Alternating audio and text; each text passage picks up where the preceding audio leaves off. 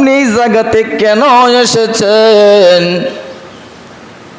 এবার জায়েদ বললেন, গোলাম রে,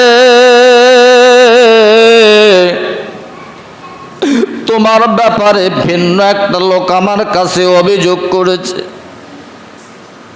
এবার গোলাম বললেন, হুজুর আমার ব্যাপারে কি অভিযোগ করেছে? জায়েদ বললেন, গোলাম, তোমাকে যখন কিছুদিন আমি আমার বাড়িতে রাখলাম, একটা লোক এসে আমাকে অভিযোগ দিল তুমি নাকি রাতের বেলায় কাফনের কাপড় চুরি করো। এই জন্য আমি তোমার পিছনে আমি ধাওয়া করতে করতে পর্যন্ত এসেছি।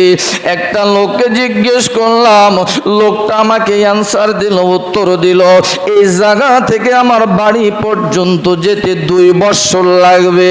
গোলাম, আমি তোমাকে চিনতে পারি না। আমি যখন অনেক দূর থেকে আমি নজরে দেখতেছিলাম, গোলাম রে, তোমার মুনাজাত শেষ হয়ে গেল, তোমার হাতের তালুতে একটা স্বর্ণের মুদ্রা আমি দেখতে পারলাম। বলে সুবহানাল্লাহ।